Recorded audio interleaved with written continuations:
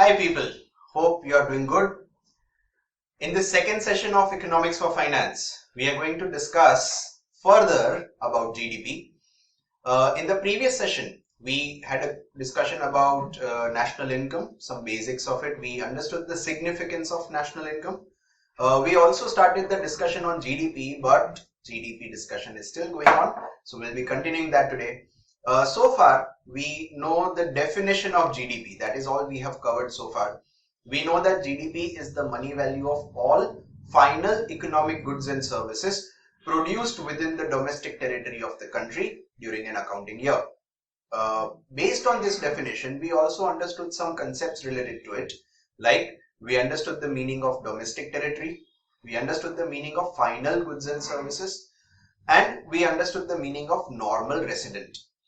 A very important concept that we covered in the previous session was the distinguish between factor cost and market price. If you remember, I told you that there are three fundamental differences in national income accounting that we are going to cover up. The first among them was the difference between factor cost and market price.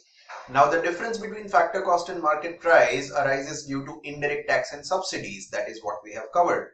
And if you remember the formula, the market price, production valued at market price, can be converted into factor cost by deducting indirect taxes and adding subsidies to it. And similarly, if you add indirect tax and deduct subsidies from factor cost, then you get market price.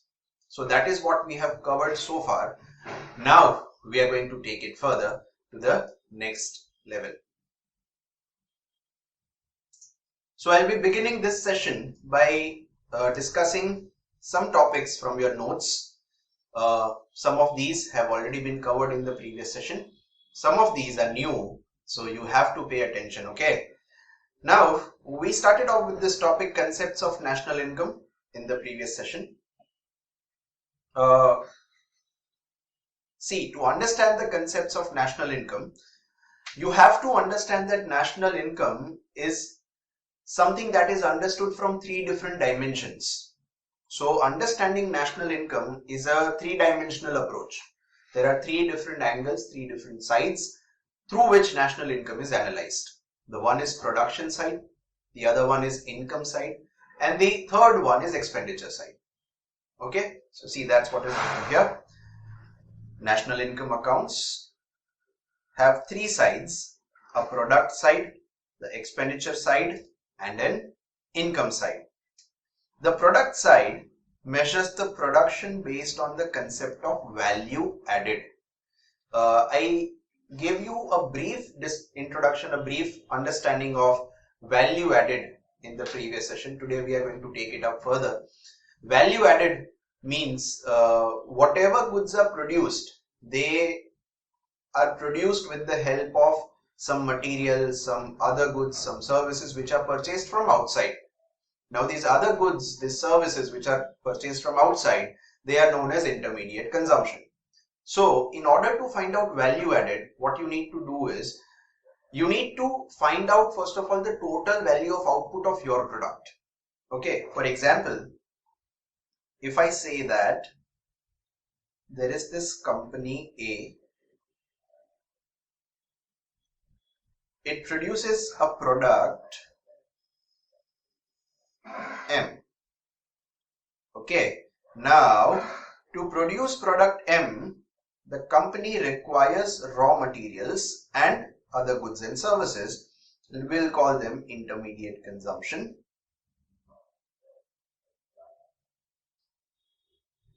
which it obtains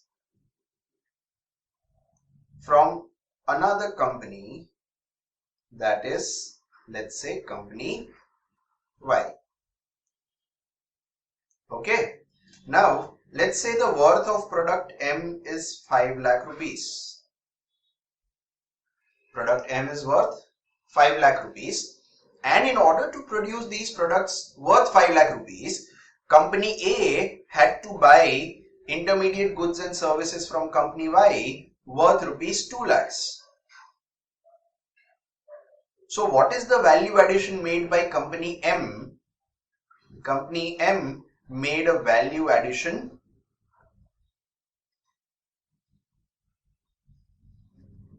of rupees 3 lakhs. So now while calculating GDP, what we have to do is we will have to take 2 lakh rupees production which is done by company Y, and we'll be taking rupees 3 lakh production which is done by company A. Thus total value which will be added in GDP will be 5 lakh rupees. So this is value added method. This is how you find out value added. So what you've done here is you have first calculated the value of output for company A, and then you have deducted the intermediate consumption from it. That is called value added. We'll have the theory for that in a while, okay? It's there in your notes. Okay. So the product side tries to measure the production based on value added method.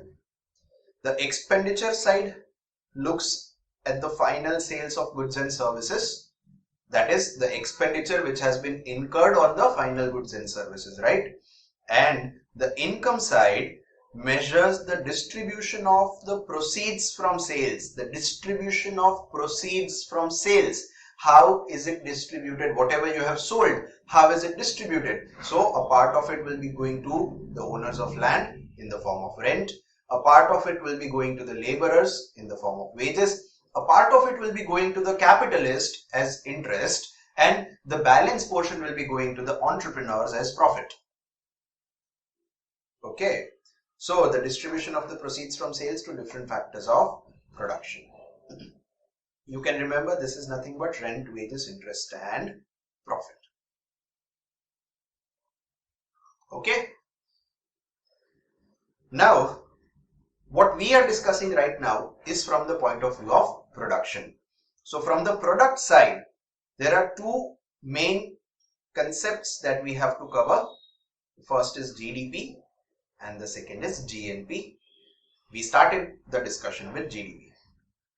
So GDP, this is the definition that you will need to remember. It's the same one that we had discussed earlier in the previous session. It's the measure of the market value of all final economic goods and services, gross of depreciation, produced within the domestic territory of the country during a given time period. Okay. It can also be defined as the value added by all producing units in the domestic territory and includes value added by current production, by foreign residents or foreign owned firms. This definition is something that will be fully understanding once we progress with the discussion of few more topics. Okay, so now GDP, gross domestic product. We have already analyzed its definition. Here we are going to be covering those and some more aspects of GDP. Okay, so see, first of all, gross production,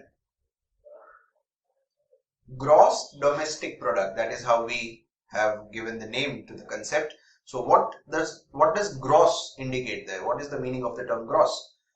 So the term gross implies that GDP is measured gross of depreciation. See, this is something which is also mentioned there in the definition itself, gross of depreciation. Correct? So GDP is measured gross of depreciation. It implies that GDP is measured gross of depreciation. Gross means inclusive.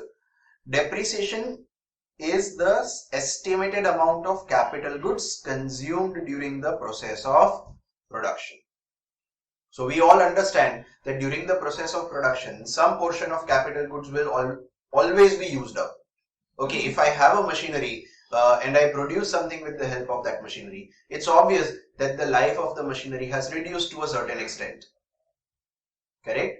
So to whatever extent that particular machinery has been used up is estimated and is known as depreciation. So when you are calculating GDP, GDP is inclusive of depreciation. Depreciation has not yet been deducted from GDP, so it's inclusive of it. Okay. Next, this term domestic territory we have covered in detail. So I will just quickly glance through it so that you are comfortable, you are confident that we have covered this in the class. Domestic means domestic territory or resident production units. Mind you, it is also known as economic territory. Okay, you can mention it here. It is also known as economic territory. Okay, so domestic or economic territory. According to the United Nations, we have already seen this definition. Economic territory is the geographical territory administered by the government within which the persons, goods and capital circulate freely. So the people, the goods and the capital can circulate freely within a given geographical territory. Then we say it's the domestic territory of that particular country. Okay. Then the inclusions and exclusions. Right? If you remember, there were 4 inclusions in domestic territory. 4 things were included. The political boundaries, of course, including the territorial waters. The ships and aircrafts which are owned and operated by the normal residents of a country between 2 countries. Okay, 2 or more other countries, but they are owned and operated by the normal resident of our country. Then it is a part of our domestic territory. Then the fishing vessels, oil and natural gas rigs, floating platforms, these are also a part of our domestic territory, even if they are in international waters, conditionally that we should have exclusive rights of operation in those areas. Okay. And lastly, the embassies, consulates and military establishments in other countries. These are also part of our domestic territory. Right? Then after, we discussed normal residence. So that is also here given to you in your notes. Normal residence. A resident is said to be a person or institution who ordinarily resides in a country and whose center of economic interest lies in that country. 2 important conditions we covered. The person is considered as normal resident if he is staying for more than a year, and second is having economic interest. So 2 conditions to be satisfied so that a person can be called a normal resident of our country. It doesn't matter which country's citizenship he has. That is not the criteria, okay? Which country's passport he has, it doesn't matter to us. Okay. I have given some examples here for clarification. Like Mr. X is an Indian resident. He works in a foreign bank functioning in India. So standard chartered example that we covered, right? So he will be considered as normal resident of India. Mr. A, American citizen working in World Bank office which is situated in USA. He is a normal resident of USA. Okay. Mr. S, Indian citizen working at a multinational company in UAE. He will be considered as the normal resident of UAE because he is residing in UAE. He has center of economic interest in UAE. Even though he is Indian citizen, the normal resident, he will be considered at UAE. Okay, fine. Now, this is something new. This we had not covered in the last lecture. Okay, so pay attention, wakey. Transactions not included in GDP accounting. So when we are calculating GDP, which are the transactions that we should not include? Here are some. First of all, the transfer payments.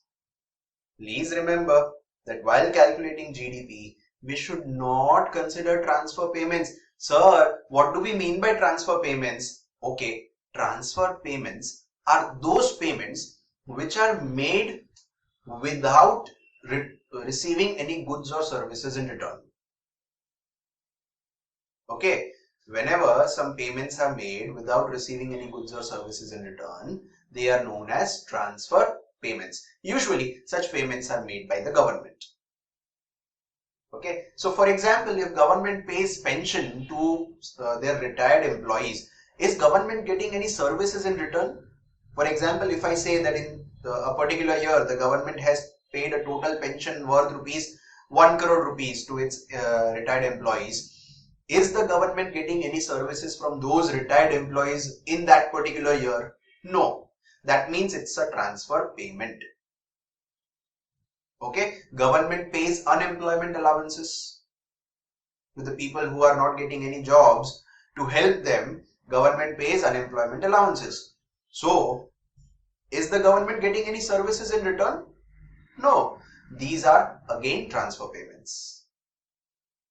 Okay. So transfer payments, they are not included in GDP. Guys, GDP is a measurement of production. If some payments are made which are not against the production of goods and services, why would those payments be considered as a part of GDP? Tell me. There are no goods and services produced against it, and therefore these payments should not be a part of GDP calculation. Okay, so I have also given the definition of transfer payments to you guys. The payments made by the government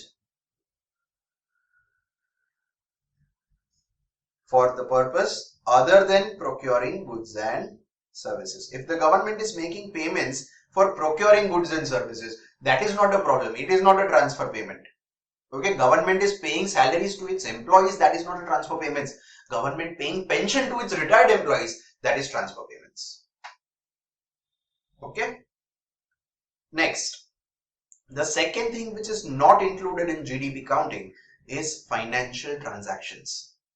GDP does not include financial transactions. Sir, what are financial transactions? Financial transactions like investments made in stock market or other securities transactions. Somebody purchased shares or bonds or debentures, right? Now these transactions are not covered in GDP. Why? Because they do not result in the production of any goods and services. Okay, Mr. A purchased some shares from the stock market. Now, how is it leading to production of goods and services? Obviously not.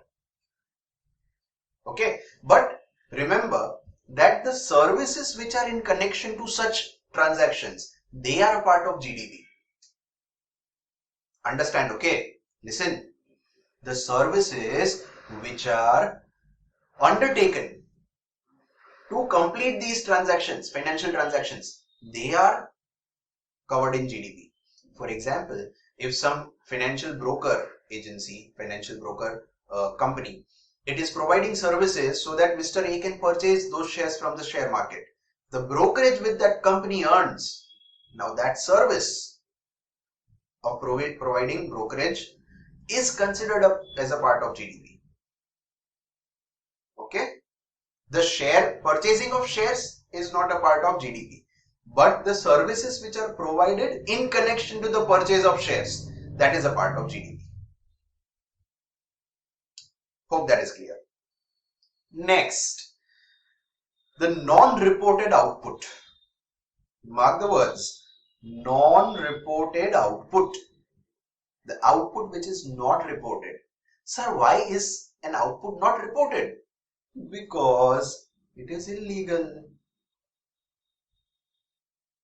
Okay, so such output which is generated through such illegal transactions like narcotics, gambling, they are not included in GDP.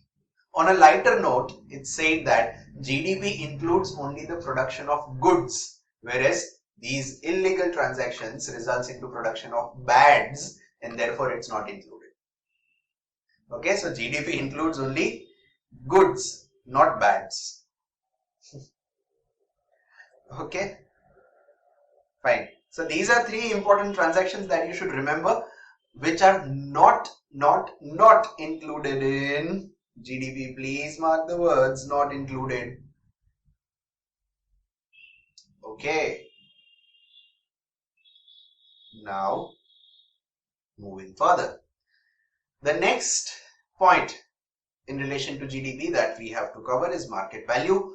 This one again we have already discussed. Market value can be calculated at market price. Sorry, monetary value can be calculated at market price as well as factor cost. So market price discussion we already had completed in the last session. This is just a recap of it. So we already know that the different goods and services have different units of measurement, and therefore it's not possible to directly add them. So to overcome this barrier, the production of all goods and services is converted in monetary terms based on their market prices. Remember, based on their market prices, which will enable us to arrive at the total market values of all goods and services, which is also known as GDP MP, GDP at market price. Okay,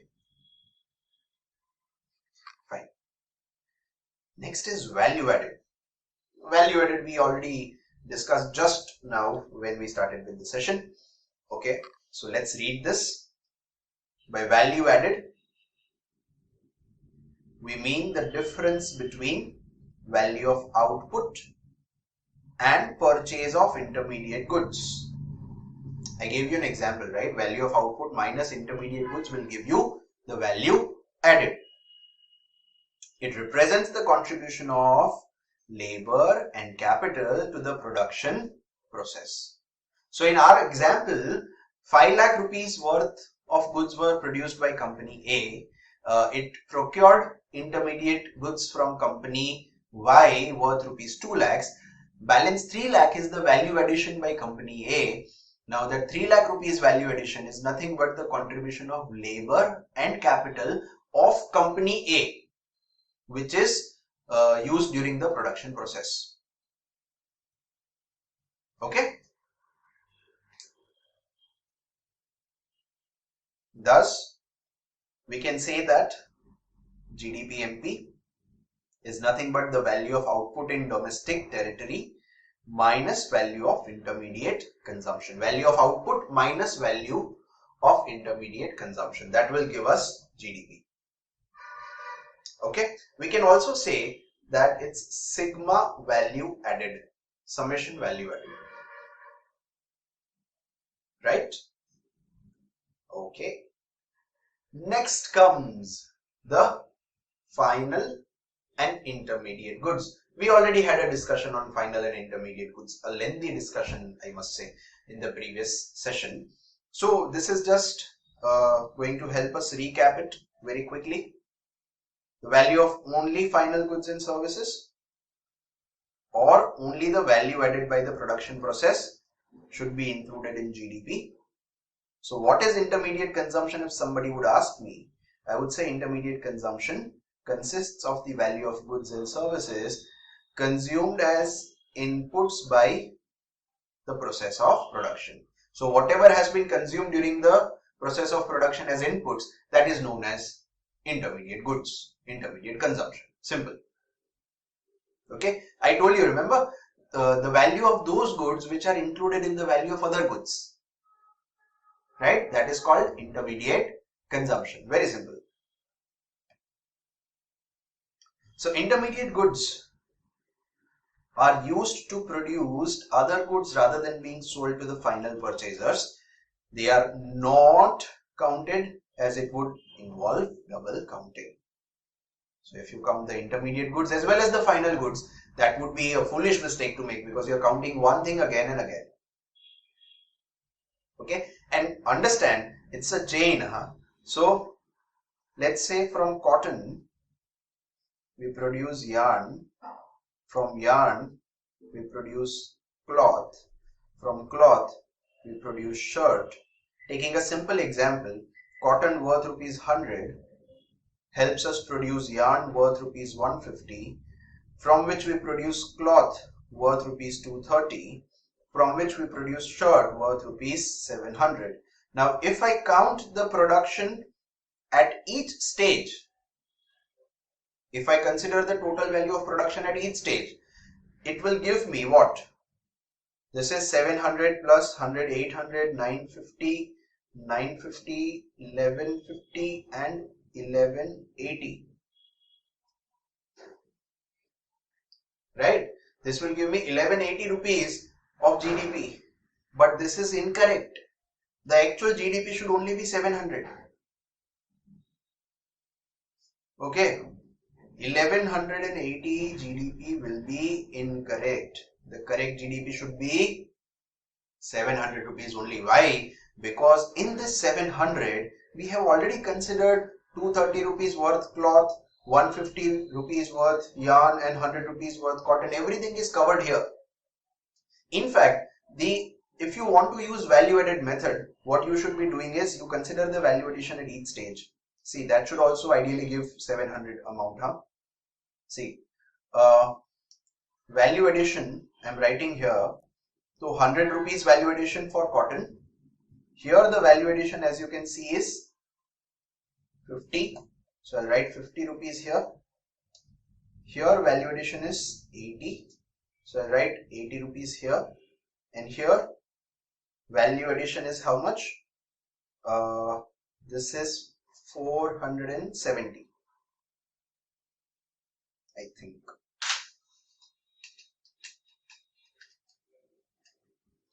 Yeah. So now 470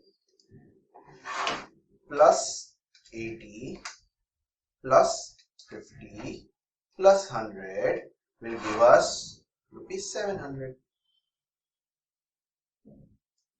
Right? So happily, it's very rare that we can tally something. Okay. Now, so this is what I am trying to tell you, that intermediate consumption should be ignored. Otherwise, we will end up counting the value of same goods again and again. And if you want to consider the value of all goods, fine. Just consider the value addition, not the total value. Okay. Now, the intermediate goods that we are talking about, they can either be transformed or used up in the production process. Transformed, that means they are entirely changed into something else. Okay, like iron is changed into machine. It's transformed to machine. Iron is intermediate consumption. Okay. Sometimes the goods are not transformed, they are used up. You won't find their existence in the final product. Right? For example, if I tell you that for manufacturing a car, the company would be using some oil, grease, right? During the process of manufacture, oil, grease, etc. would have been used. Now that oil or grease which were used, that is consumed during the production process. That is also intermediate consumption. Fine? So, value of flour used for making bread would not be counted because it's already included in the value of bread rate. Okay, flour is intermediate good, bread is the final good. Similarly, in the value of automobile, the value of tires will not be required to be added separately. Tires value is already added to the value of automobile. Okay. This one point I particularly told you to remember, that intermediate goods excludes fixed assets. We do not consider the consumption of fixed assets as a part of intermediate goods. Why? Because it is considered separately as consumption of fixed capital. Consumption of fixed capital, guys, is nothing but depreciation.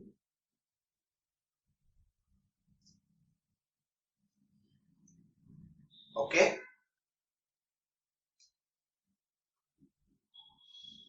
Fine.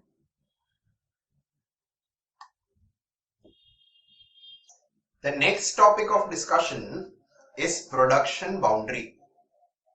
Now, sir, what do we mean by production boundary? It's a very interesting thing, huh? Pay attention. GDP, as we know, is the total of production of goods and services, right? In a country, within the domestic territory, during an accounting year, right? But sir, what type of goods and services are included? Do we include the goods and services produced by agriculture sector or industrial sector or service sector? What type of goods and services? So, as per the definition, all final goods and services. Still, to give some clarification about it, this particular point has been kept. See, GDP is a measure of production activity. It covers all production activities recognized by SNA. Now, what is SNA? United Nations had developed a system of national income accounting, right, which is used by all the countries to calculate their national income. Now, this standardization is required because we want to compare the national income of one country with another country. So, if a particular country considers a particular types of goods in its GDP, whereas the other country does not do it, then it will be irrational to make comparisons between the national income of two such countries. So, in order to bring a standardization, United Nations has decided a system of national income accounting, which is known as SNA, also sometimes known as UNSNA, because United Nations has decided it, which is called production boundary. Now, the production boundary covers production of almost all goods and services classified in the National Industrial Classification. So, whatever goods have been classified as industrial goods, all those goods are covered in production boundary. So, they will be treated as production when we are counting GDP. All industrial goods. Sir, what about agricultural goods? Okay.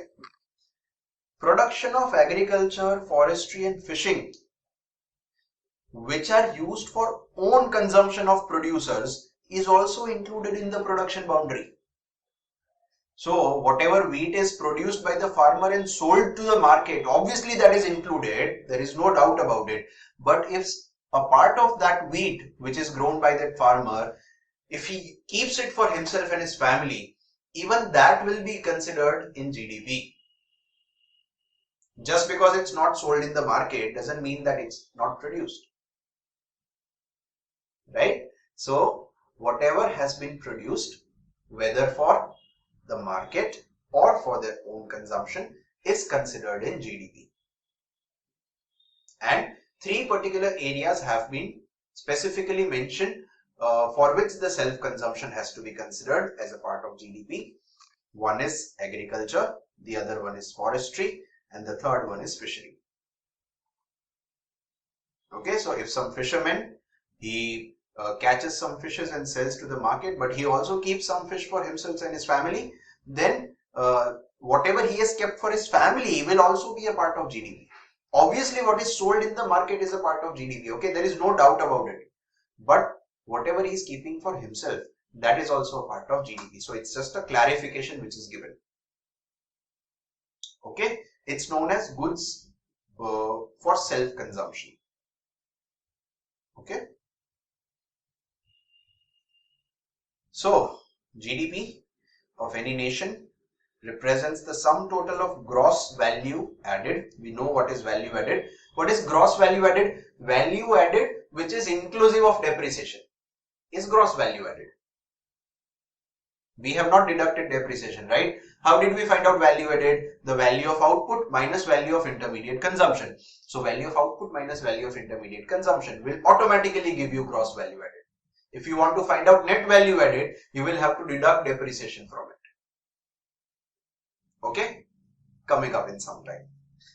So, the gross domestic product of any nation represents the sum total of gross value added, that is without discounting for capital consumption or depreciation. Without discounting for depreciation means without deducting depreciation in all the sectors of the economy during the said year. Okay. Next is economic and non-economic activity. Okay, economic and non-economic activity. This is a very simple point.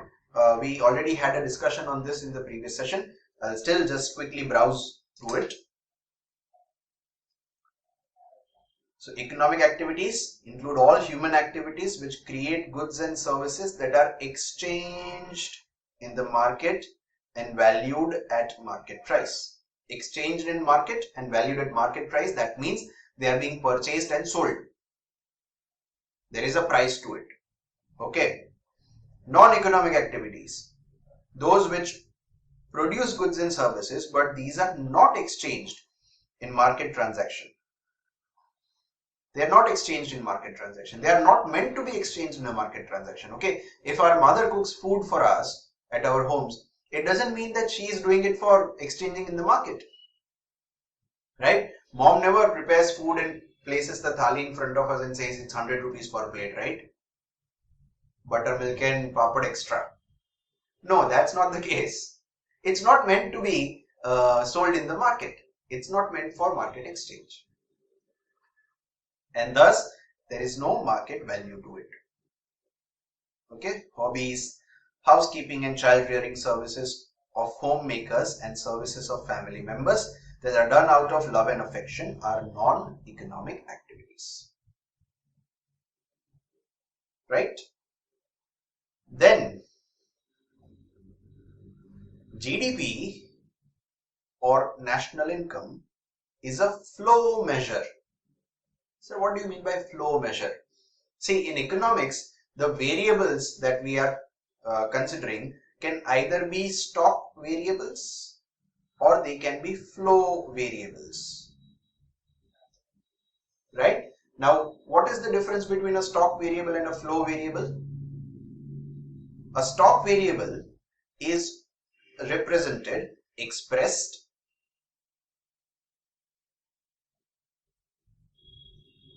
at a point of time.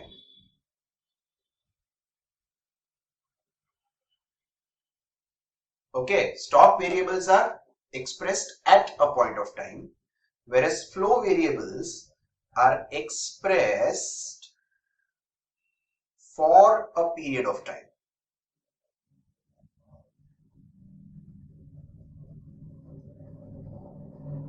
Okay, if you try to recollect from foundation, you must have learned that demand is a flow concept, supply is a flow concept, right? Similar way, what we are learning right now, GDP, that is also a flow concept. National income is also a flow concept because it's measured for a period of time. Usually we measure them for a year. So it's a flow concept.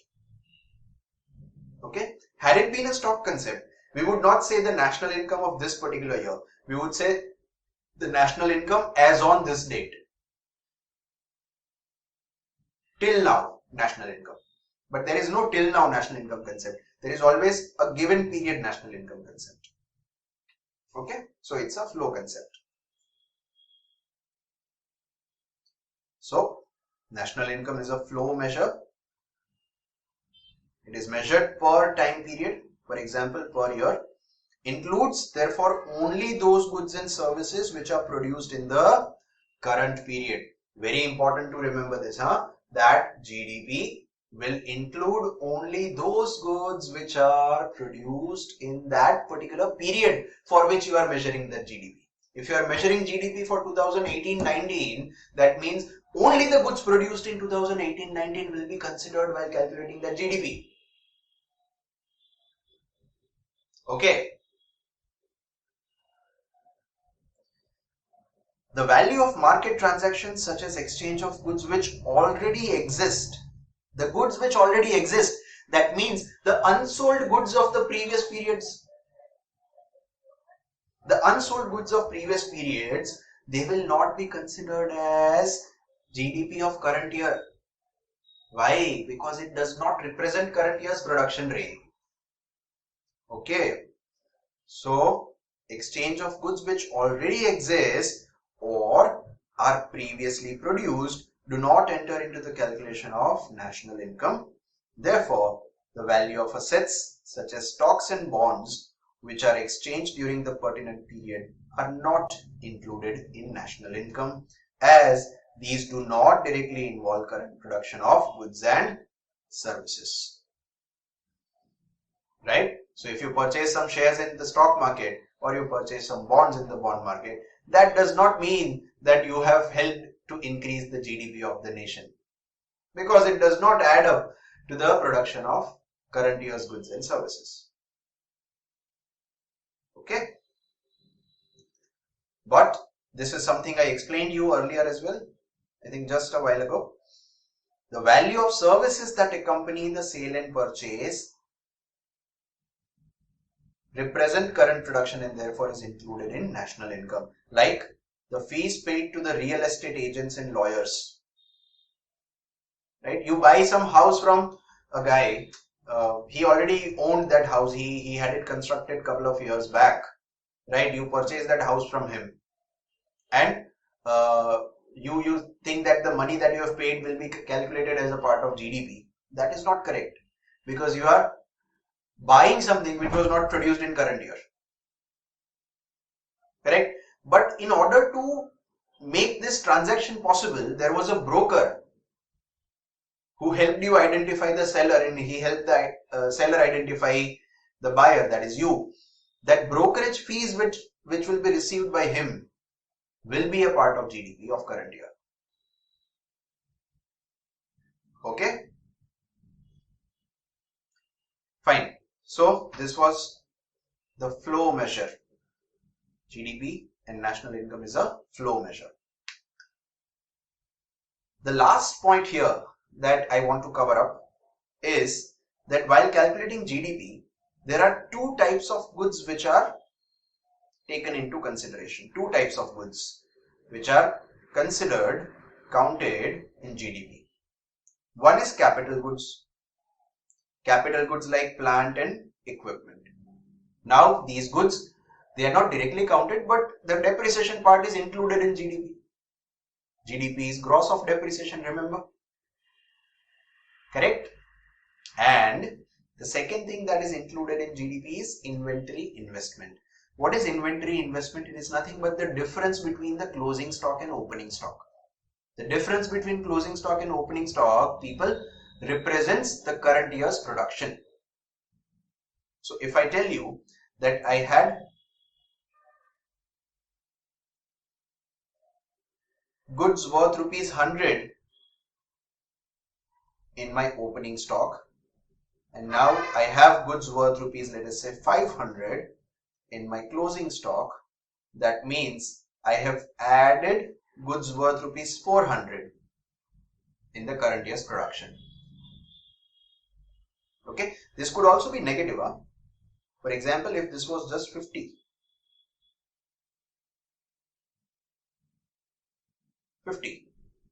right?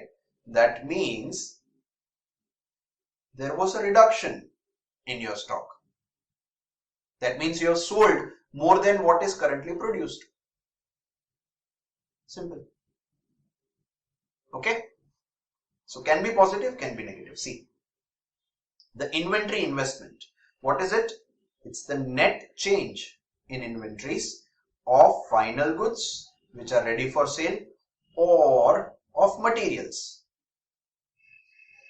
Opening stock, closing stock could either be for final goods or it could also be for the raw materials, right? This difference can be positive or negative, right? The additions to inventory stocks of final goods and materials belong to GDP. Why? Because they are currently produced output. So if some addition has been made to the closing stock as compared to opening stock, that means it is out of the current year's production and therefore it is also included in GDP.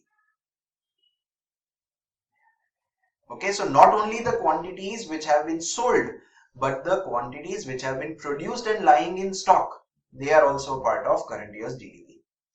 The condition is that they should be produced in current year, bas. That's it. Okay. So this was some concepts which were related to GDP. So sir, is finally GDP over? No, not yet. Still a little part of GDP is left. Now we are going to that. We will be moving back to our presentation to cover it up. Okay. So coming to the long awaited end of GDP, The last thing that I want to discuss with you guys regarding GDP is GDP at current prices and GDP at constant prices. Okay, GDP at current price versus GDP at constant price. Now, we are going to understand this concept with the help of an example, right? If you are clear with the example, you are clear with the concept. Simple. See, let's say in 2012,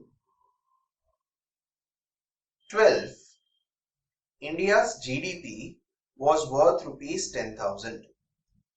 Taking chotu numbers, okay? 2012, India's GDP was 10,000 and 2016, India's GDP increased to 12,000 rupees, right?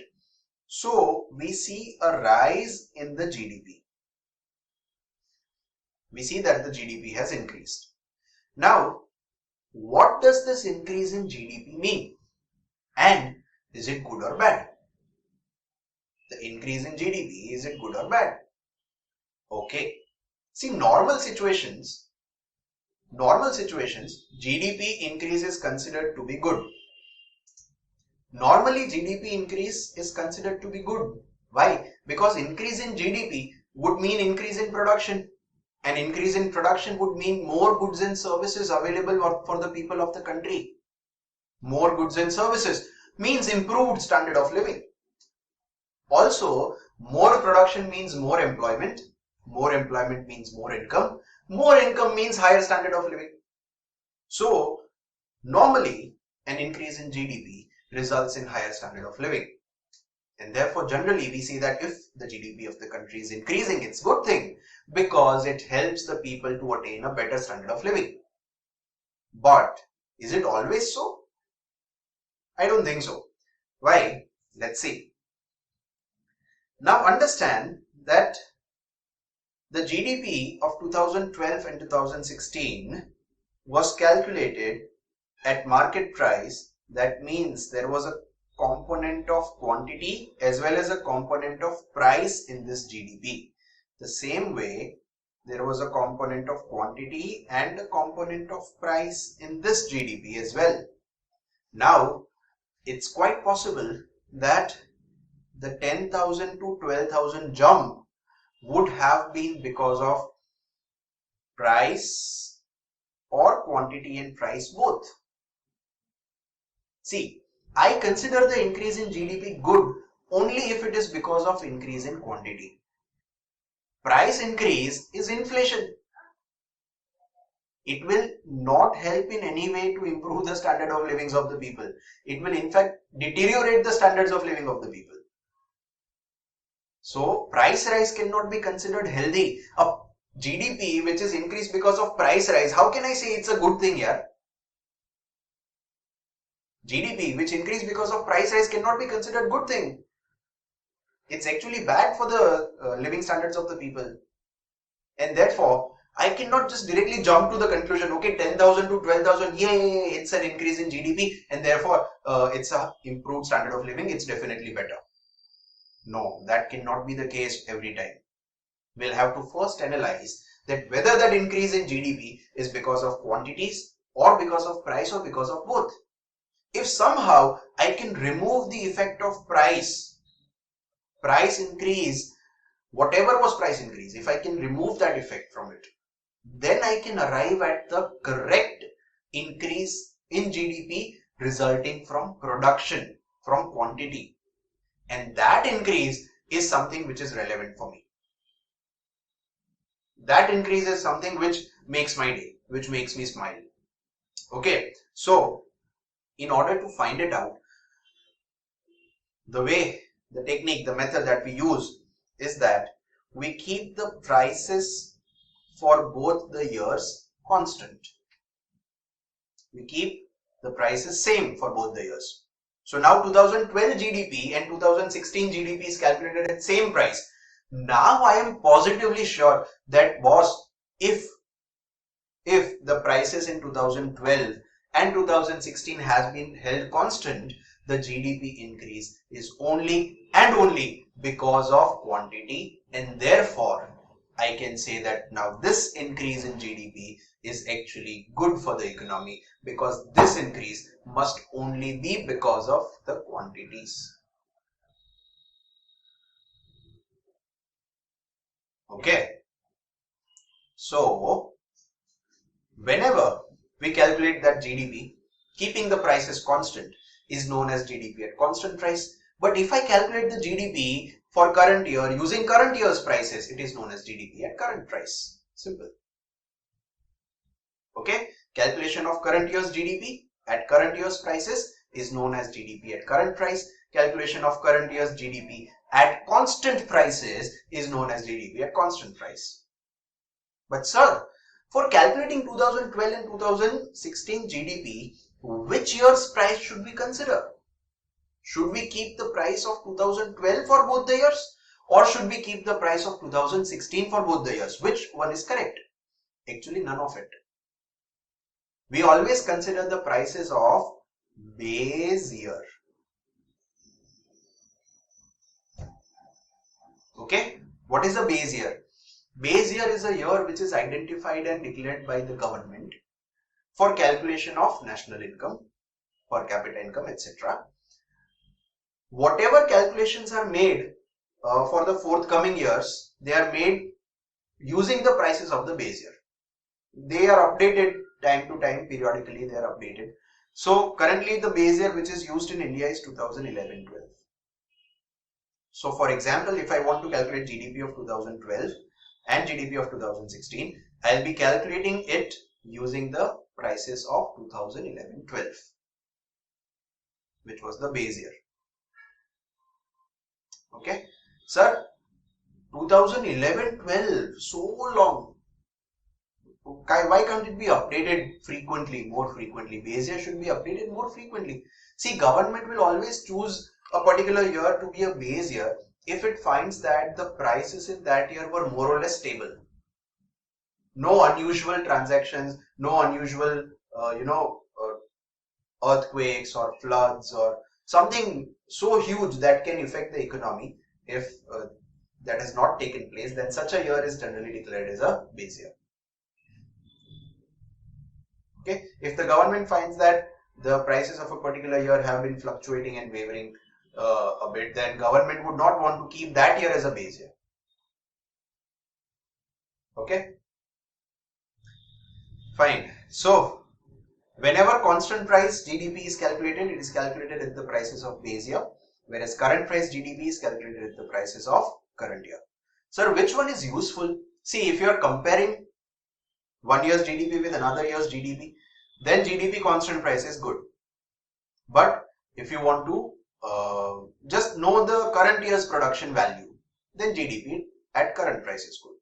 So both have their own significance, right? Remember when we were discussing the significance of national income, significance of GDP, there I told you that government can calculate various ratios based on GDP, investment on GDP, taxes on GDP, expenditure on GDP. Remember? Now that GDP will be current year's GDP, right? But if you want to compare, just like an example which I gave you, that I want to compare the GDP of 2012 with GDP of 2016, that comparison should not be made at current price, because obviously the prices in 2012 and 2016 would have been different, and therefore a comparison of 2012 GDP and 2016 GDP at current price will not help us understand what was the correct increase or decrease in the quantity of production. It will not help the government in taking proper decisions.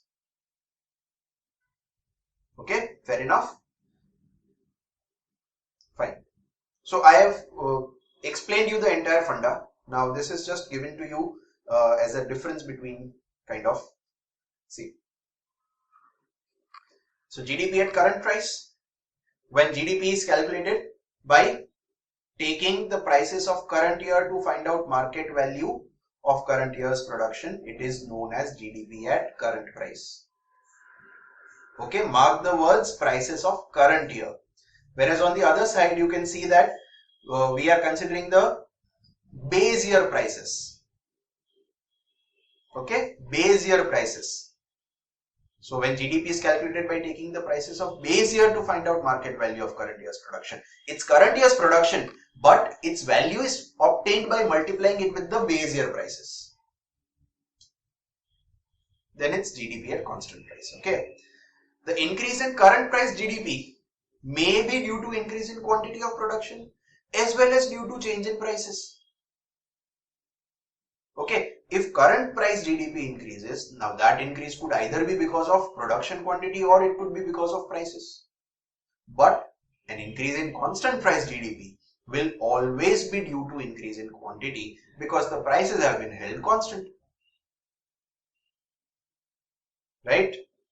And lastly, remember that the current price GDP is known as nominal GDP, whereas the constant price GDP is known as real GDP. Why do we say it's real GDP? Because it helps us to understand the real increase in quantity of production. So it's real GDP. Whereas this one is nominal GDP because it helps us to understand the nominal value of goods and services produced in current year. Okay? So hope this is clear. Now GDP is done. Finally. Okay? So GDP at length we have discussed very much in detail. We started off with the definition. We analyzed the definition into small segments. We dissected it properly. Full post-mortem we have done now. And all small parts of it we have covered up properly. Okay. Which is going to give you a very good level of clarity regarding GDP. So don't ignore them. Okay. Those small parts are super important. Right. And then after we just now discussed real GDP and nominal GDP as well. So this is what is the discussion regarding GDP about. Now we'll be moving on to the next topic. Next topic after GDP that we are taking up here is NDP, Net Domestic Product. See, gross domestic product, net domestic product. You find some striking similarities between them. They are both a measure of domestic production. So one thing should be clear in your head, that we are going to still consider the production being done in the domestic territory of the country. Just like GDP, this is also a measure of the production done in the domestic territory of the country. Domestic territory we have already covered up. Okay. Sir, what is the difference between the two? Only one difference. That one was gross domestic product. This is net domestic product. And the difference between this gross and net is nothing but depreciation. Right? We already know that during the process of production, some capital goods will always be used up. Some part of it. Right? Capital goods are usually meant to be used for a long period of time. So not all of them will be used up during 1 year's production time.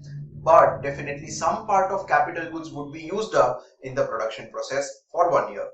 Whatever part of capital goods is used up is estimated and is known as depreciation. Right? You deduct depreciation from GDP to find out NDP. So simple. Right? From gross domestic product, you deduct depreciation to find out net domestic product. Just like from gross profit, you deduct depreciation and all other obviously expenses to find out net profit. The same way, here there are no other expenses but just depreciation. Sir, why do we need to deduct depreciation? Because guys, during the production process, capital goods have also been used up. Now you say that, for example, I have produced goods worth rupees 10 lakhs. Right? If you say that we have produced goods worth rupees 10 lakhs and you claim that of that 10 lakh, a part of it should go to rent, a part of it should go as wages, a part of it will be interest and a part of it will be profit. Fine, dear people, but you forget that not only land, labor, capital and entrepreneur have contributed, the capital goods also have been used up in the process of production. But sir, for capital we have already considered interest. Array, that is for the capital that you have invested. What about the capital goods that have been used up? The interest amount does not consider the consumption of capital, fixed capital which you have used. No, it's only for investment, a return for investment. Correct? So the part of capital, fixed capital, which is used up, which is consumed during the process of production, for that the amount is depreciation, and that depreciation is to be deducted from GDP to obtain net domestic product. Okay, see this. NDP at market price is a measure of the market value of all final economic goods and services produced within the domestic territory of the country by its normal residents and non-residents during an accounting year, less depreciation. See, if you notice it, this is just the definition of GDP. It is the definition of GDP with a slight change, with a shorter change. What is that change? That we have deducted depreciation from this. No other difference, the same definition. Okay. It was gross of depreciation. GDP was gross of depreciation. This is less depreciation. That's it. So easy to remember the definition. Huh? Now the portion of the capital stock which is used up in the process of production or depreciation must be subtracted from final sales, because depreciation represents capital consumption and therefore it is also a cost of consumption. See, depreciation represents capital consumption and therefore it is also a cost of production. So you should deduct it, you should subtract it from the final sales. Okay. Fine.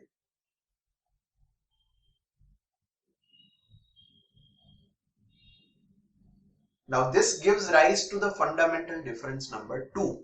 The first fundamental difference that we have learned already is between factor cost and market price. Now that factor cost market price concept I have not yet covered in the notes. Okay, it's just been covered in the presentation, but it is there in notes.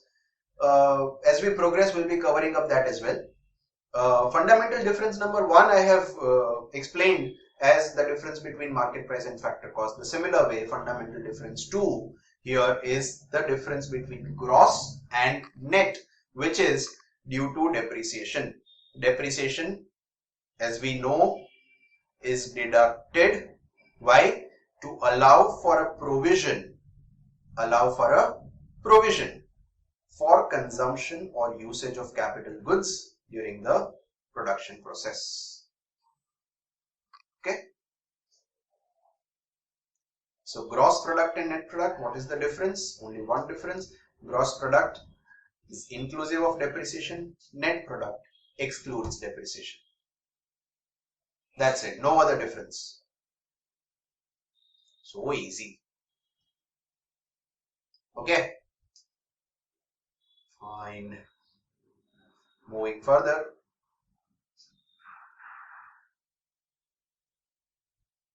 Next, and a very important concept that we are going to cover here is gross national product. When we were referring notes a while back, I told you that from the product side, there are two important concepts of national income that we are supposed to cover. One was GDP, the other one was GNP. GDP we have covered through and through. GDP is all done. Now we are going to talk about GNP.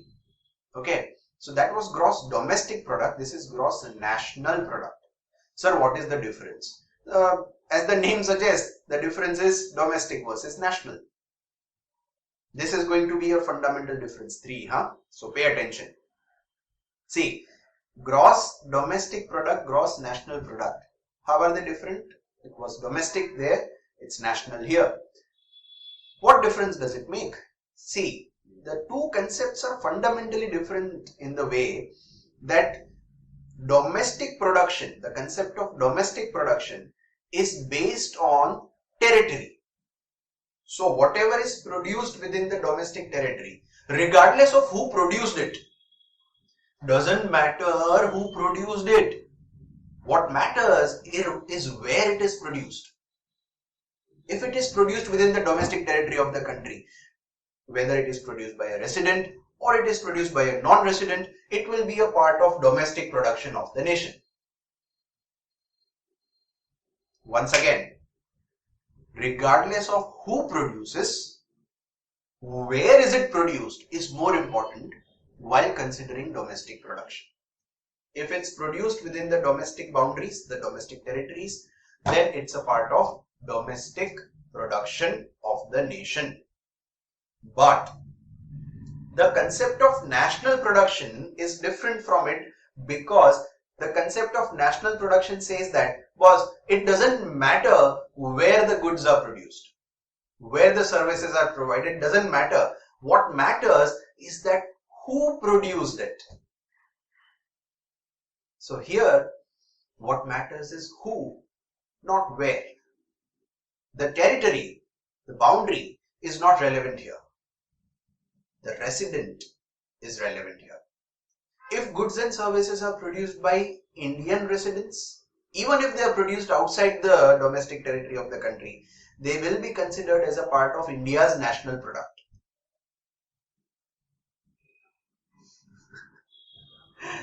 Okay. And similarly, if the goods and services are produced by a foreign resident within India's domestic territory, even if they are produced within India's domestic territory, it will not be considered as a part of India's national product. See, territory is not relevant here. The only part that is relevant is who produces it, not where it is produced. Quite opposite to domestic product. Okay.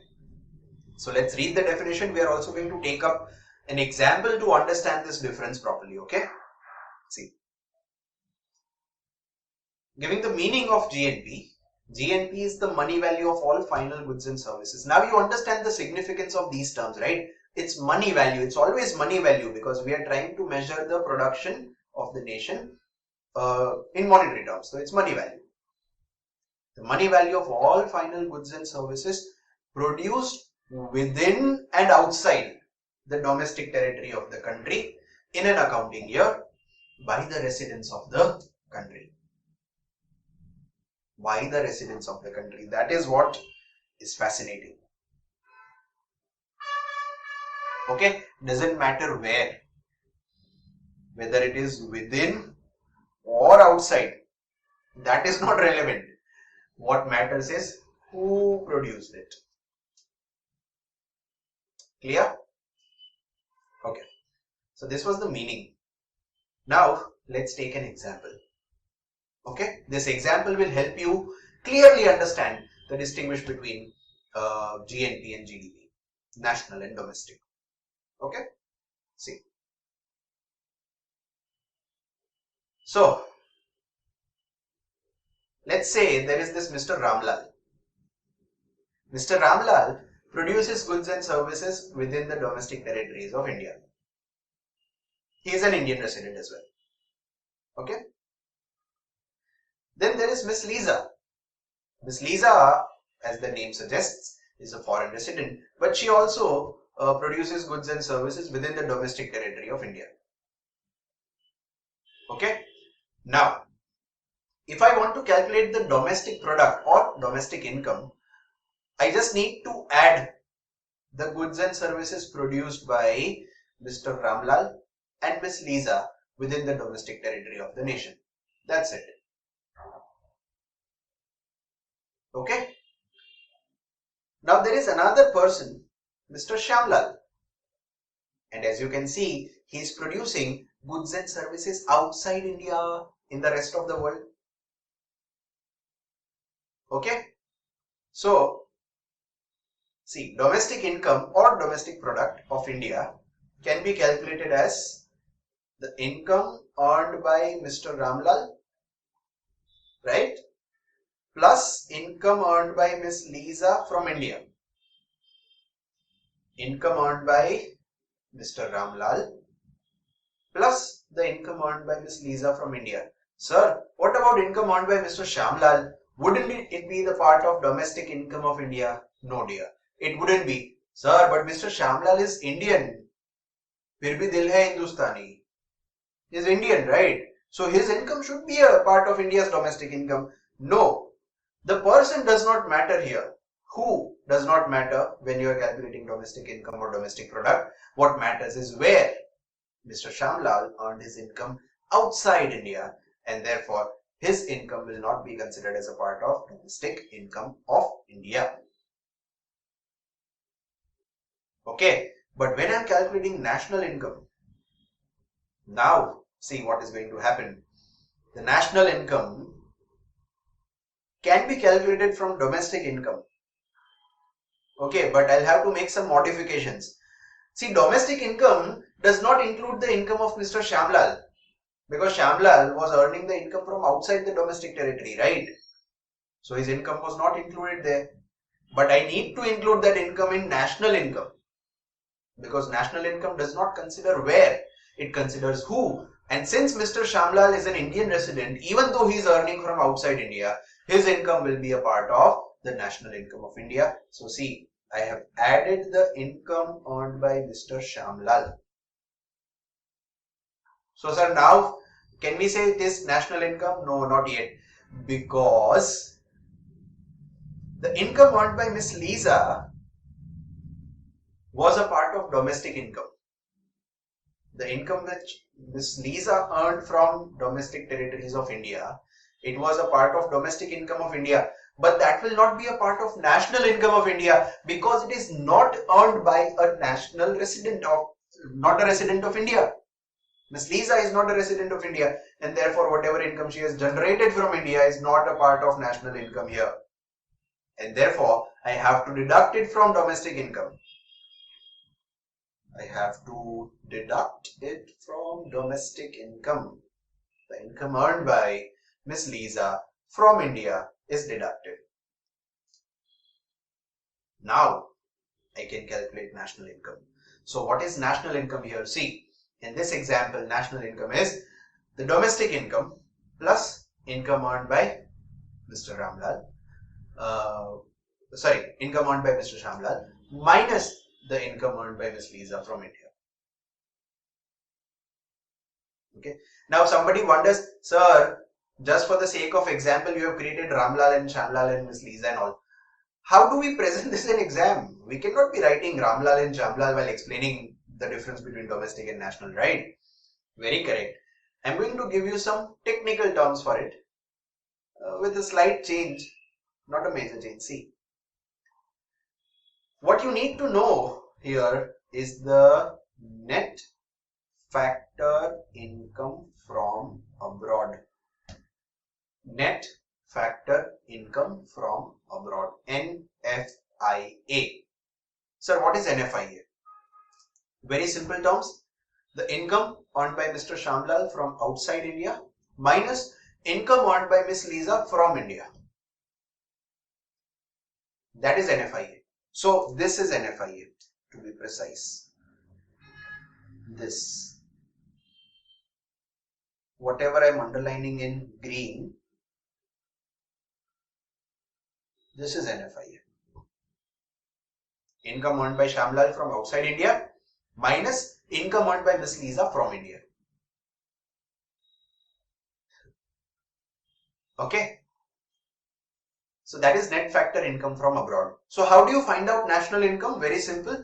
Domestic income plus net factor income from abroad. That is what we have done here, right? See the meaning. Okay, check. Value of goods and services produced by citizens of a country. The value of goods and services produced by citizens of a country in other countries. That is income earned by Mr. Shamlal from outside India. Okay, in simple words. Minus the value of goods and services produced by the foreign residents in domestic boundaries. That is income earned by Miss Lisa from India. Okay, that is net factor income from abroad. It could be positive or negative, both.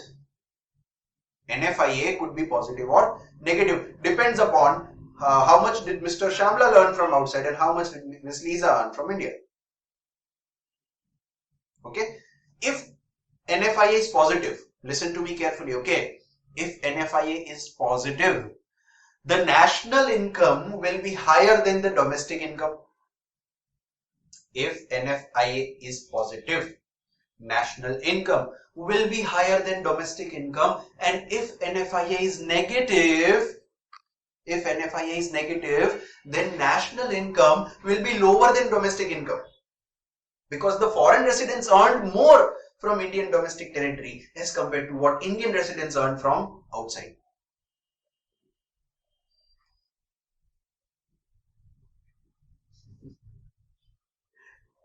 Okay, this gives rise to fundamental difference 3, the domestic product and the national product. The domestic product is a concept which is based on boundaries, whereas national product is a concept which is based on the people, the citizens, the residents.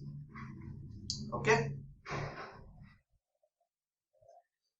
Domestic product can be derived by adding the value of all final goods and services produced within the domestic territory of a nation, regardless of who produced it. Doesn't matter who produced it. It's produced within the domestic territory, so it's a part of domestic product. Okay. And national product can be derived by adding NFIA to the domestic product. Clear? So guys, now you should be able to understand the difference between market price and factor cost. The first difference that we have learned. The second difference that we learned was the difference between gross and net. The third difference that we had learned was the difference between, which we just completed, domestic and national product. These three differences should be now clear to you. Okay. Acha. So far, how many concepts did we complete? If you remember, I showed you a list of all the concepts of national income that we were supposed to be covering. We started off with GDP, then we completed NDP, then we just completed GNP. Now I am coming to the fourth one, that is net national product, NNP. Okay. But I think this one now should be very easy for you to identify. Okay. Net national product, how do you calculate it? See, you already know GNP, gross national product. We just understood how to calculate GNP. Based on GNP, if you want to find out NNP, the difference is gross and net again, and the difference between gross and net would be depreciation. How do you find out NNP? So from GNP you deduct depreciation to obtain NNP, the net national product. That's it, nothing else. See, the money value of all final goods and services produced, again within and outside, because it's national product, so within and outside the domestic territory of the country in an accounting year, by the residents of the country, excluding depreciation. Same definition what we learned in GNP, the same definition, only one tiny change, that here we have added excluding depreciation. There it was gross of depreciation, here it's excluding depreciation. No other change. Okay. Now we have covered these four concepts: GDP, NDP, GNP and NNP. To be precise, we actually have covered 8 concepts. How so? Because each one of them can be measured at market price as well as at factor cost. So GDP at market price and at factor cost, two concepts. Then NDP at market price and NDP at factor cost, again 2 more concepts. Then GNP at market price and GNP at factor cost. So total 6 concepts so far, and NNP at market price and NNP at factor cost, so 8 concepts in total. Now the question arises, sir, out of these 8 concepts that we just learned, which one is national income? Which concept is called national income? See,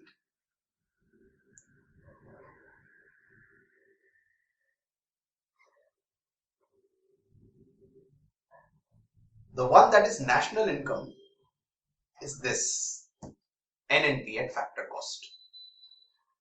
That's our national income. Sir, why only NNP at factor cost can be national income? All these concepts are related to national income, right? So why can't we say that GDP market price is national income? Okay, I'll tell you. Now we are coming close to the definition of national income that we had read at the beginning in the notes segment. Okay. See, what is national income? It's nothing but the income earned by the people of the country during an accounting year. So income earned by the people of the country. Earned by the people. See, if it's earned, now economics says that there can be only 4 types of earnings. Only 4 types of incomes are earned. Which are those? Rent, wages, interest, profit. Because in economics, anything which contributes to production can be classified in 4 factors: rent, wages, interest, and land, labor, capital, and entrepreneur. So land, labor, capital, and entrepreneur are the only 4 ways through which you can contribute to production, and you can earn income only by contributing something to production. So rent, wages, interest, and profit are the only 4 incomes which can be earned. So rent, wages, interest, profit is added as factor cost. Therefore, automatically these 4 options are ruled out. 4 of these cannot be your national income. Your national income has to be at factor cost. Right? So none of these 4, the ones at market price, these cannot be your national income. I'll put a small cross here, okay, just to help us understand. Okay, fine. Sir, we understood that market price concept cannot be considered as national income. But factor cost, if factor cost can be national income, there are 4 factor cost concepts that we have. Why only NNPFC is national income? See, definitely GDP and NDP cannot be national income because they are domestic production value. National income is the income which is earned by the people of the country. National income is not the income which is earned within the domestic territory. That would be domestic income. Right? National income is calculated as the total of incomes earned by the residents of the country. From wherever they have earned the income, that is okay. Right? So GDP and NDP again gets ruled out. These cannot be our national income because they are domestic production value. They cannot be national income. Fine. Sir, why can't GNP at FC be our national income? Why can't we consider that as national income? Simply because it's gross. It's inclusive of depreciation. When we are considering the income of the nation, we will obviously want to deduct the depreciation amount from it. Just like a business would always calculate its profit after deducting depreciation, right? In real terms, the profit that the business earns is nothing but the net profit, not gross profit. It would want to keep aside the provision for those fixed assets, fixed goods, fixed capital, which were consumed during the process of production, right? The same way, even for a nation, the income can be obtained only after deducting the provision for the consumption of capital goods, which are used up in the production process for that year.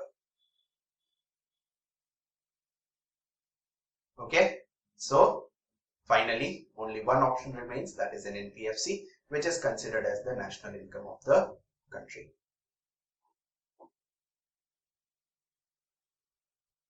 Clear?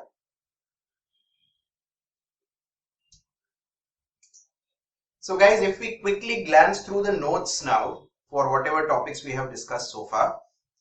See, we covered up till point K, that was capital goods and inventory investment. We had discussed that. Now next topic is real GDP versus nominal GDP. We have already covered that up in detail. I also gave you an example for that when we were discussing it in the presentation. So this point we are not going to be requiring much discussion. So very quickly I'll just highlight the important parts of it for you. So we know that GDP is a quantity measure. and since it is expressed in monetary terms based on market prices, therefore it is sensitive to the changes in price level. If price level changes, GDP also will change. And the same physical output will give a different GDP level if average level of market price changes. If price rise, GDP measured at market price will also rise without any real increase in physical output. This is misleading because it does not reflect the changes in the actual volume of output. We do not want that. We want to understand the actual level of output. We want to understand the changes in actual level of output. We just don't want to understand the monetary changes in it. Now, to correct this, we eliminate the effect of prices. How do we do that? We calculate, along with nominal GDP, we also calculate real GDP, which is also known as GDP at constant price, and it's valued at constant prices of a chosen base year. And real GDP changes only when production changes, and when prices change drastically, when the prices fluctuate majorly, then you will see that there is a huge difference between nominal GDP and real GDP. They will diverge significantly. That means there will be a great difference between real GDP and nominal GDP because the prices have changed to a great extent, right? And just as an example, they have said that GDP of 2015-16 can be measured at the prices of that particular year itself if we are trying to calculate the GDP based on current price. If we want to know the GDP constant price, we will be measuring it on 2011-12 price, which was the base year. That's it. Okay. And next is GNP. Next discussion, GNP, right? GDP versus GNP. We had a good detailed discussion on that as well. So GNP, a very simple definition is given here. Market value of all final economic goods and services, gross of depreciation again produced within the domestic territory of the country by normal residents during an accounting year, including NFIA. Net factor income from abroad has been added. The rest of the definition is same as that of GDP. Only one tiny change here that we have written in addition to NFIA. Bas, that's it. NFIA is the difference between aggregate amount of country's citizens and companies which they earn from abroad and the aggregate amount that foreign citizens and overseas company earn in that country. Okay, it's the difference. If NFIA is positive, GNP would be greater than GDP and vice versa. This will be your formula. GNP is GDP plus NFIA. GDP is GNP minus NFIA. Okay. Now, GDP versus GNP, basic difference has been explained. They differ in the treatment of international transaction. National refers to normal residents of the country. They can be within or they can be outside the domestic territory, and therefore national income or national product is a broader concept compared to the domestic one. GDP excludes NFIA. GDP includes earning from current production in India that accrues to foreign residents or foreign owned firms. GNP excludes those items. That's the difference. Simple. Okay. And a simple example has been given to help you understand. Fine. So that was GNP. Then we covered NDP. NDP, as we know, is nothing but GDP less depreciation. That is the only distinguish here. So no need to go to any details of it. The same is NNP. If you know GNP, you can easily calculate NNP. So GNP minus depreciation will give you NNP. Acha. Now, since we have discussed all these concepts, we also know the difference between production at market price and production at factor cost. Market price, factor cost distinguish. We already had discussed in the first session itself, right? In the notes it's given here because now all the topics are covered up. So now we'll be able to, better understand market price and factor cost. but it's the same that we have discussed there. I'll quickly glance through this as well before I take you further. Okay, so market price is measured by multiplying the quantity of goods and services with their market price, whereas factor cost is calculated by adding up the monetary value of contribution by 4 factors, that is rent, wages, interest and profit. Same. Okay. Now the difference in these two is because of indirect taxes and subsidies. There are two types of taxes: taxes on production and product taxes. Product taxes like excise duty, customs, sales tax, service tax. You can also add GST to this list, right? The sales tax is already gone anyways. So GST and taxes on production would be factory license fees, the taxes to be paid on to the local authorities, pollution tax, etc. These are taxes on the production activity, not on the goods as such. Now, due to indirect taxes, market price production will be higher than factor cost. Similarly, due to subsidies, the production at market price is lower than factor cost. So we can easily formulate this: factor cost is market price minus indirect tax plus subsidy, or I can also say factor cost is market price minus net indirect tax. Net indirect tax, you remember, right? Should I write it down for you here? Net indirect tax, also NIT, is indirect taxes minus subsidies. Okay, indirect taxes minus subsidies. Fine. So that is market price and factor cost. National income or NNPFC, I have already told you that out of the 8 concepts, NNPFC is national income, and I have also explained that to you in detail. So I am not going to be reading this now. This should be fine for you. You can go through that on your own. What I need you to understand now is that based on the 3 fundamental differences that we have studied, we can calculate any one variable, national income variable, from another. Okay, now let's try a few, just to be sure that we are comfortable with it. Okay, let's see. So first of all, let's give this a shot. We want to calculate, let us say, NDP at factor cost, and we have been given, let us say, GDP at market price. Now how do I calculate this? I want to find out NDP factor cost and GDP market price is given. Understand this, this is very important for numericals. Please pay attention. Okay, how do you find out this? Please do not make any haste. Please pay attention. Please do this very carefully. Okay, one mistake and you can lose marks on it. See, this is net, this is gross. You want to find out net from gross. What do you do?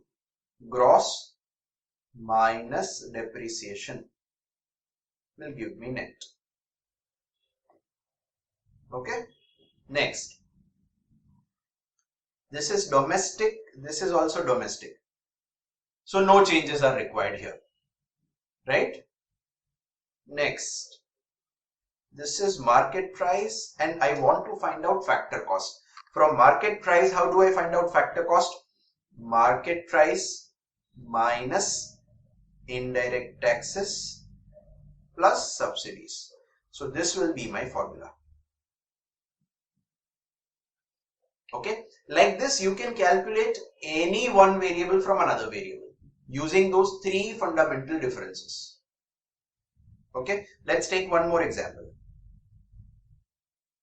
For example, I want to calculate NNPFC and I have been given, let us say, GDP market price. Okay, so what do I do now? Once again, this is net, this is gross. From gross, I want to calculate net. So minus depreciation. Okay.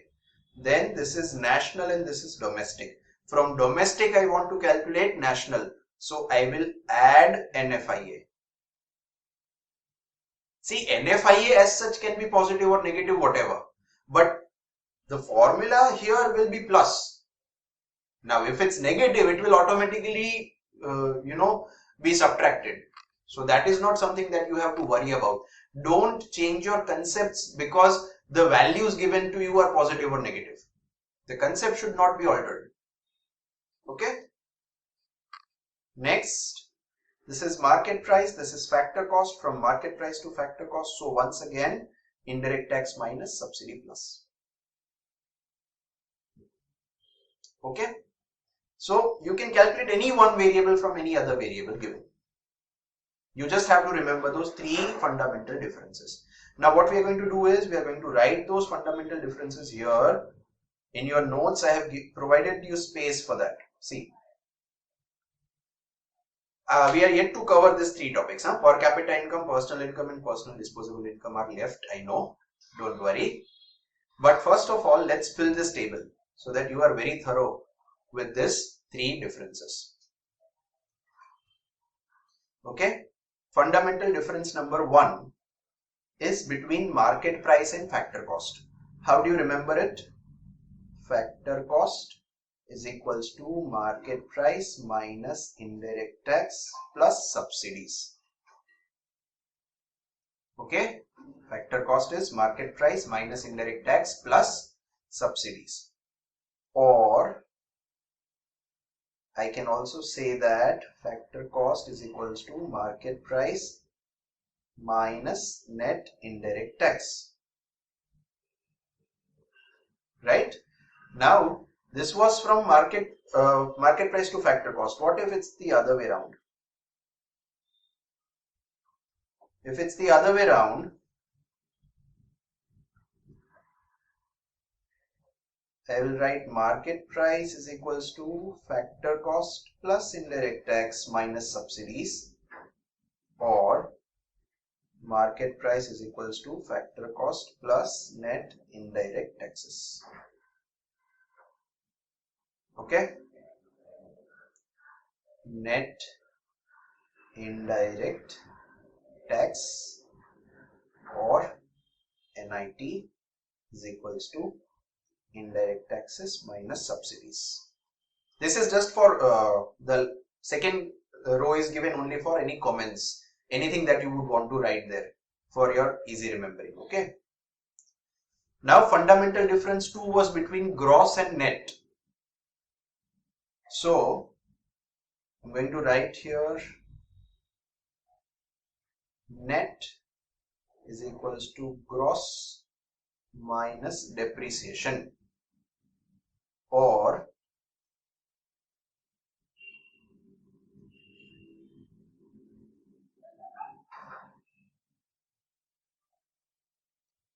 gross is equals to net plus depreciation.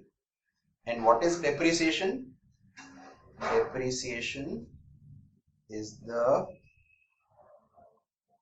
estimated consumption of fixed capital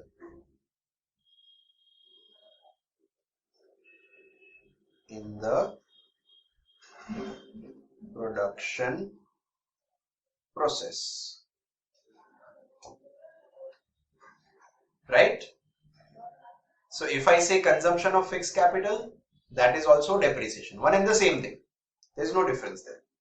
And the fundamental difference 3, that is the difference between national and domestic. So national is domestic plus NFIA.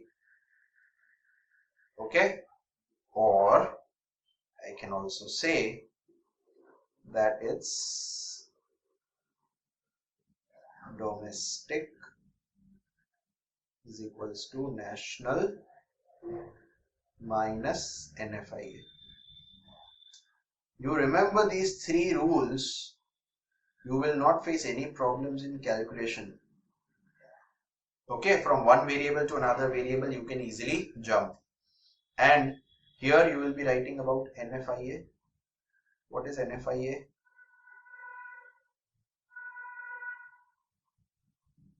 Income earned by Indian resident from abroad minus, it's always income earned by Indian resident first. You cannot write it the other way around. It cannot be income earned by foreign resident from India minus income earned by Indian resident from abroad. No, that will be incorrect. So income earned by Indian resident from abroad minus income earned by foreign residents from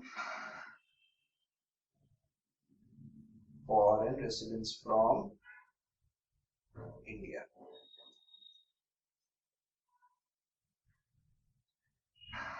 Okay, so this you are supposed to preserve close to your heart.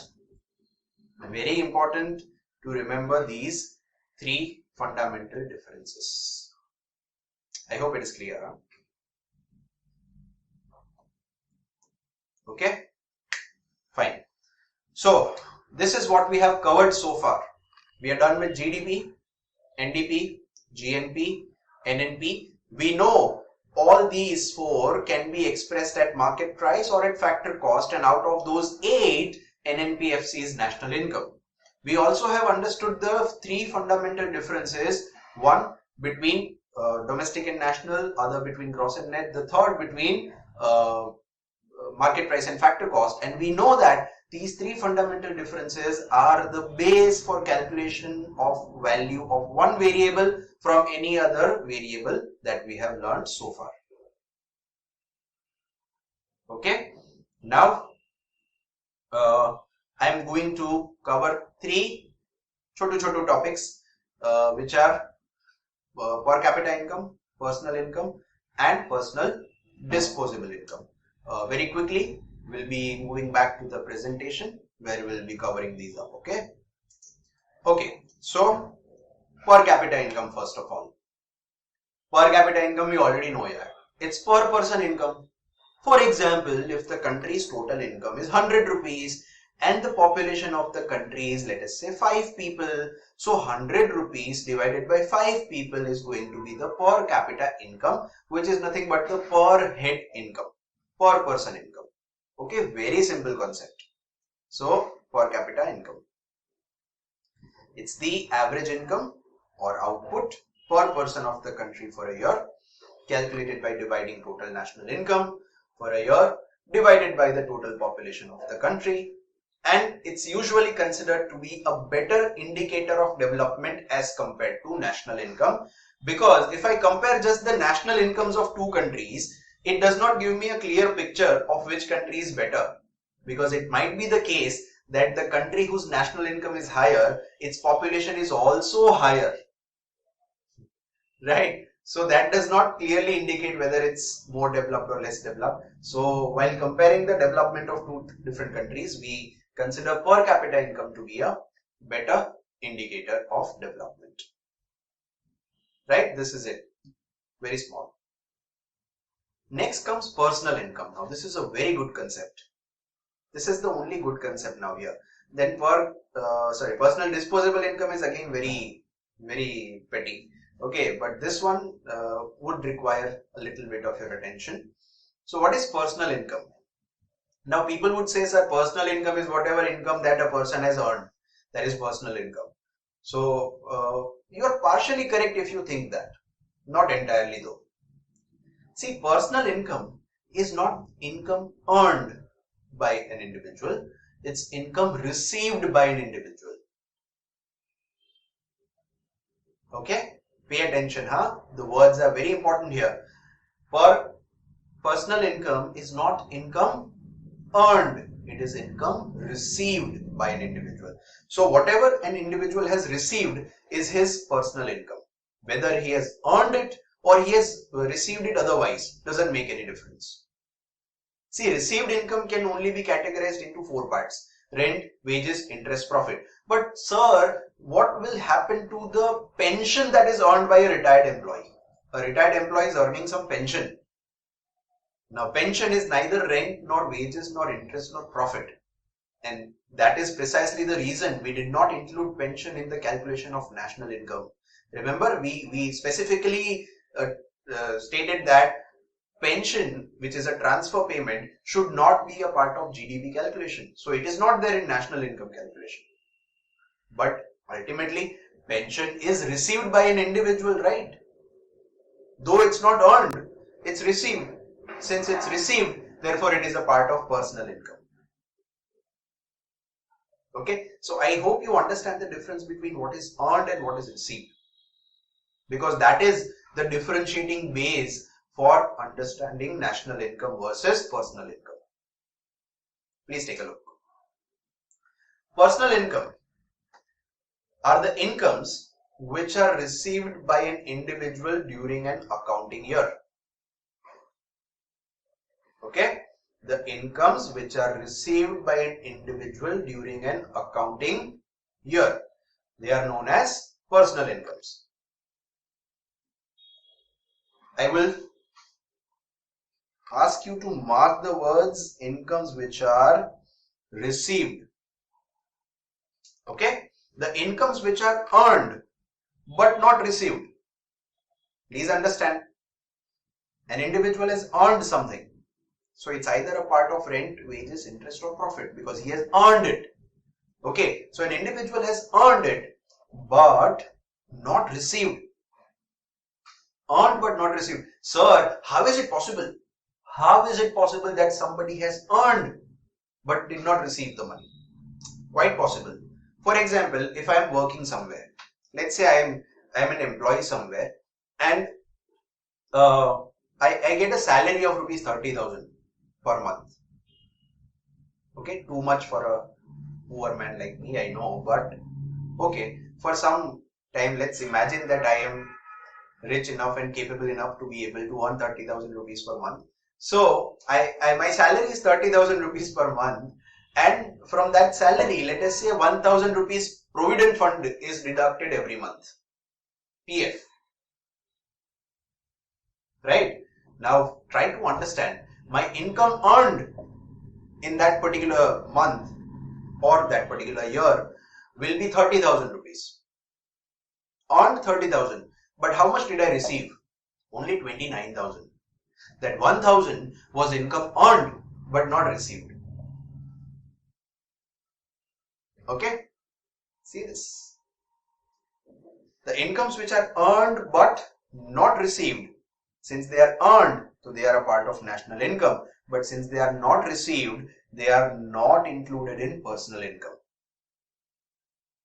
See the difference? See, incomes earned but not received. What does it include? The social security contributions from salary earned. You can write the example such as PF, right? PF contributions.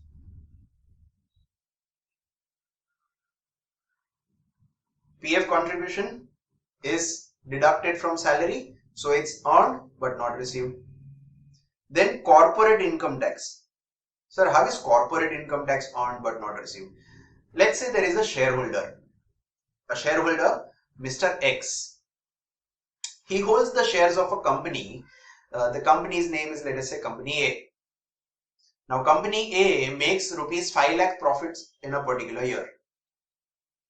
Mr. X, who is the shareholder of the company, is also said to have earned that profit, part of it at least. If the company has earned the profit, Mr. A has earned the profit because Mr. A is the shareholder. Now, before Mr. A gets anything from that profit of 5 lakh, income tax department is going to take something from company A's profits. So from point of view of Mr. X, The part of that 5 lakh rupees which is taken away by income tax department as tax, the part of that 5 lakh profit which is taken away by income tax department as tax is for Mr. X, it is income earned but not received.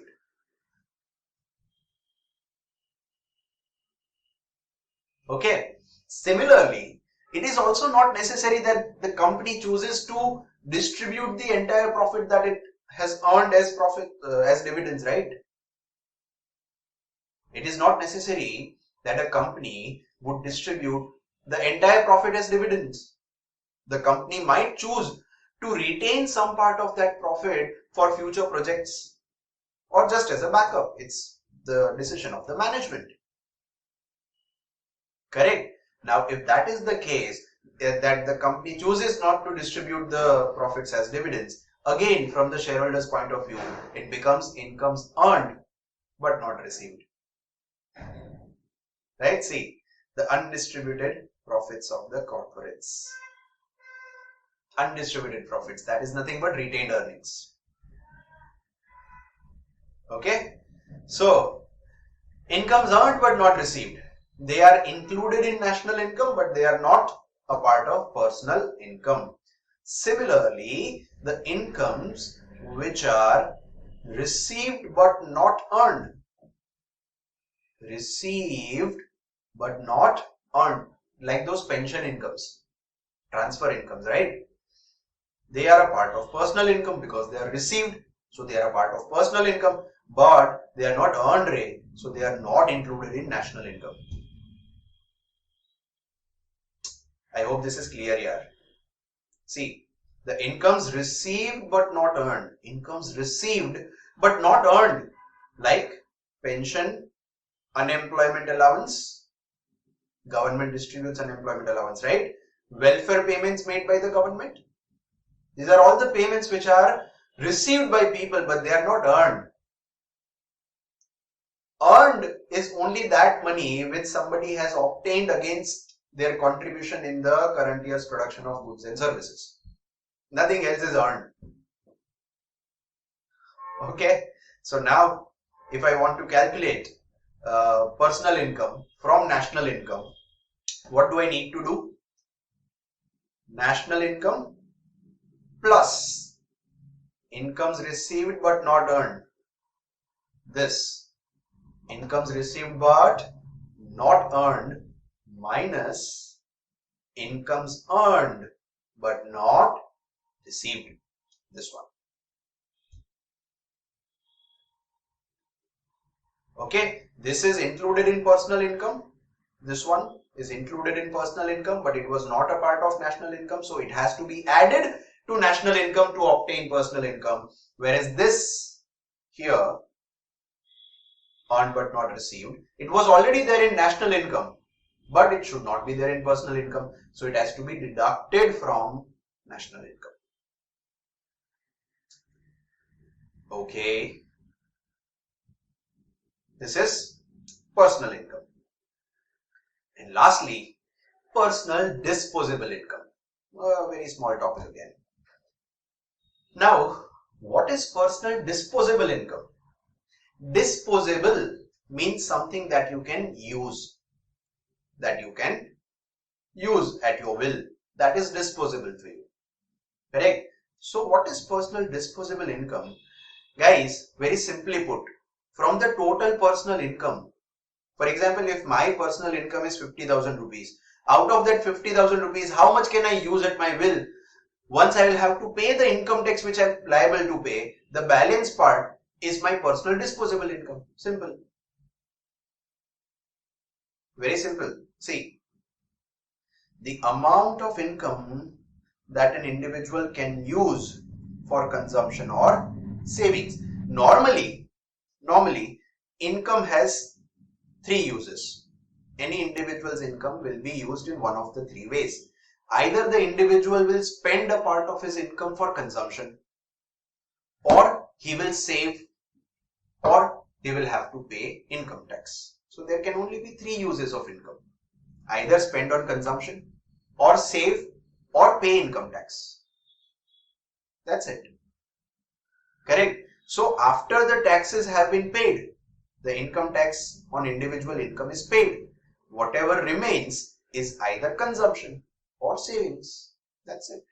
And that is your disposable income. Okay. See, the personal disposable income is nothing but personal income minus personal income tax. Okay. Or I can also say that personal disposable income is consumption expenditure plus savings. Because normally income would have three parts. I will write it here. Income either consumed or saved or paid as tax. If taxes are already paid, then whatever remains behind consumption and savings, that is your disposable income.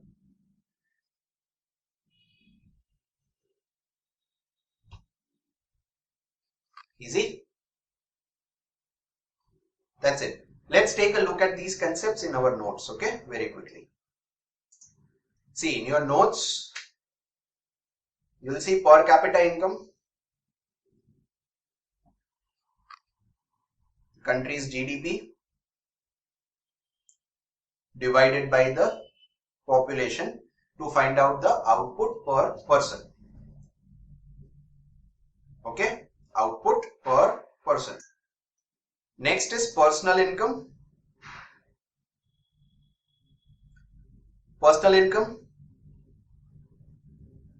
we know that national income is incomes earned by factors of production, but personal income is the income received by the household sector, which includes the non-profit institutions serving household.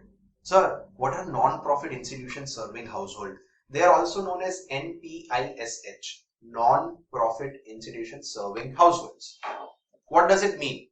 It means the institutions that provide goods and services either free, they provide goods and services to people free of cost as charity, or below the market prices, far below the market prices. Okay, the intention is not to earn money from it, the intention is to help, to donate, to perform charity. Okay, and they mainly derive their income from grants and donations. Obviously, they are not undertaking their business activity for profits, right? So they will derive money, they will obtain money from where? Either grants or donations. And they are not controlled by government. If they are controlled by government, so we already have considered them as transfer payments, whatever governments make, right? We already have taken that into account. But these are not controlled by government. Okay. So, whatever incomes are received by households or NPISH, they are considered as personal income. So, national income is a measure of income earned, whereas personal income is a measure of actual current income receipts of persons from all sources, which may or may not be earned from productive activities. In other words, it is income actually paid out to household sector, but not necessarily earned. Paid out, but not necessarily earned. Transfer payments, such as social security benefits, unemployment compensation, welfare payments, they are all a part of it. Similarly, individuals also contribute income which they do not actually receive, like undistributed corporate profits, contribution of employers to social security. These are also incomes which are earned but not received. Okay, and that is how we derive this formula. Personal income is national income plus the incomes received but not earned minus the incomes earned but not received. Okay, and lastly, we have personal disposable income, which is nothing but personal income minus personal income tax. Okay, so all that we have covered from the presentation. I have also helped you mark that in your notes. Now your job, dear people, is to thoroughly read all these concepts If necessary, please make small notes for your revision, for your understanding, for your clarity while you are reading. And please be thorough with these concepts because these are super important, not only for theory but also for numericals. Okay, with that note, I am ending this session here. In the next session, we'll be taking up the further part of Unit 1. Okay, so for now, we conclude. Thank you very much. Please stay safe. Take care. Bye-bye.